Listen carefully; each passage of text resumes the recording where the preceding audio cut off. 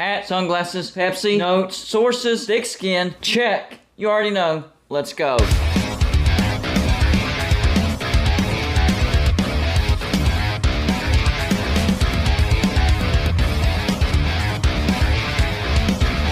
Golden Blooded is a college football YouTube channel for entertainment. So make sure to hit that like and subscribe button, and let's get into our next college football video. Don't forget to send gear to represent your team. The address is P.O. Box 360, Liberty, South Carolina 29657. Yes, we are still doing that. Just wanted to put that reminder in there because I haven't reminded anybody here recently. You know, whenever I first heard about Chad Scott being promoted as the actual full-time offensive coordinator, I was like, you have got to be kidding me.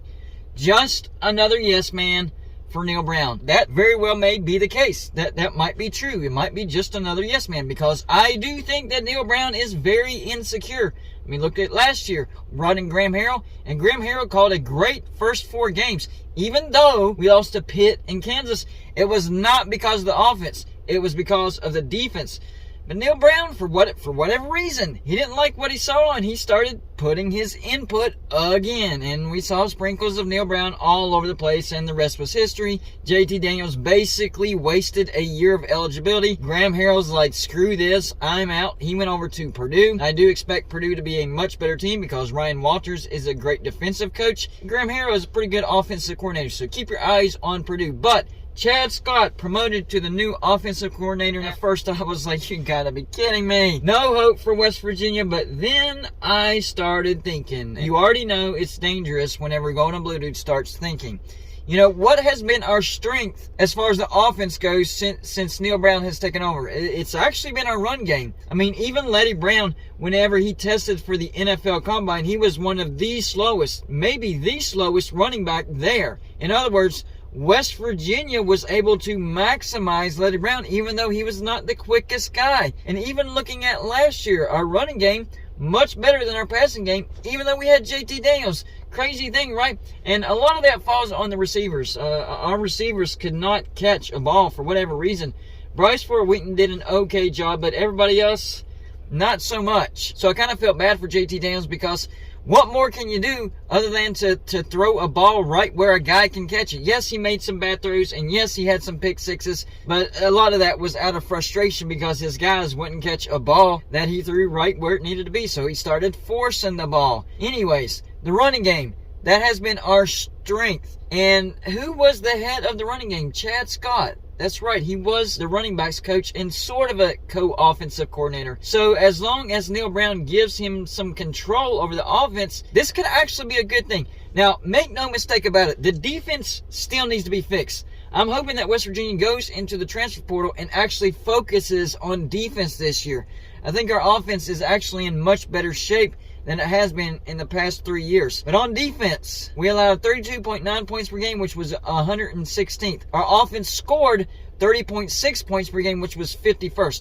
So not an elite offense, but okay, average. But the point differential was over 1.5 points.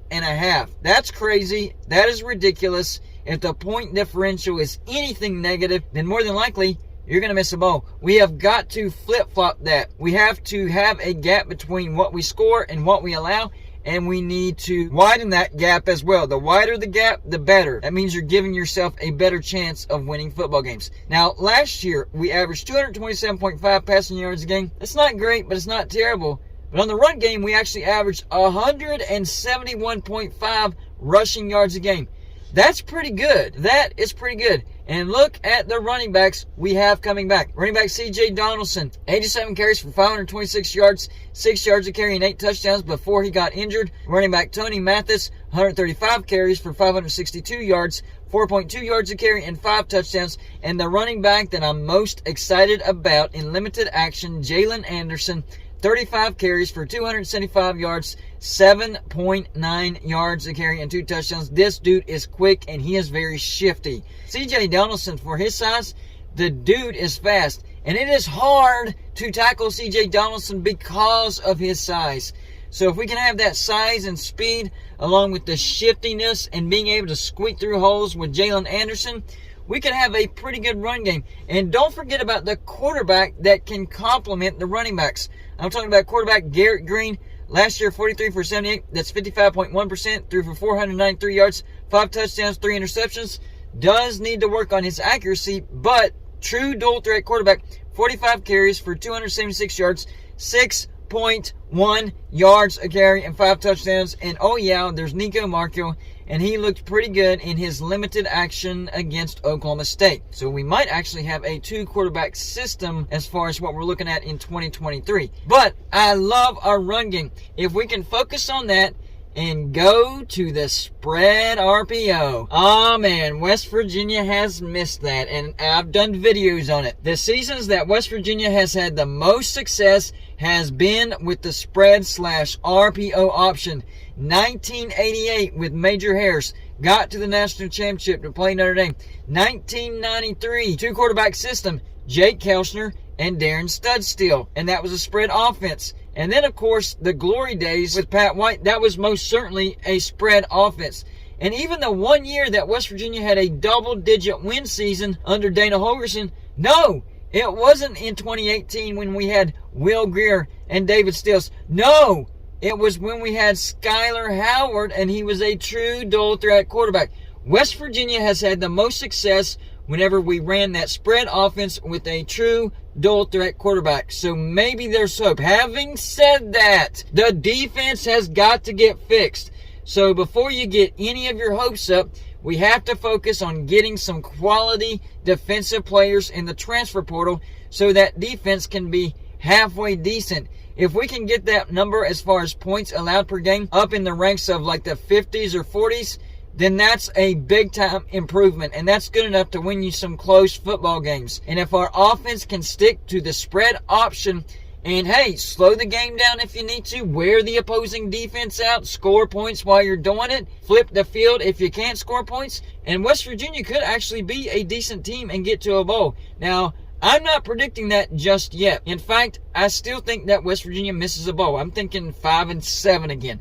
But if I see some great additions on the defensive side of the ball, my prediction might change. But I think West Virginia, if we run the spread offense, that's exactly what we need to run. That's the personnel that we have. And now it is the offensive coordinator that we have. That was probably the last piece of the puzzle. We needed an offensive coordinator that would actually call a spread offense type of offense. Graham Harrell was a good offensive coordinator, but he's not a spread offensive coordinator. Chad Scott could be that spread offensive coordinator because he was the running backs coach, so he focused on the run game. So we're going to see a heavy dose of the running game in 2023, and if it's anything like what we've seen, we could actually have a successful season because our run game has been way better than our passing game. Now, I will say this, Garrett Green does need to improve on his accuracy. Nico Markle, let's see how far he's come since we lost Graham Harrell and we're picking up Chad Scott as a new offensive coordinator. Not really picking up, but really just promoting to full-time offensive coordinator. Let's see what these quarterbacks can do,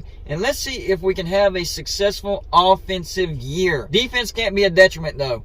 Defense cannot be a detriment. It has to be at least halfway decent. Get those points per game allowed at least up into the 50s. Even up into the 60s might be okay, but in the hundreds, no, that's not going to work at all. So West Virginia needs to focus on the defense.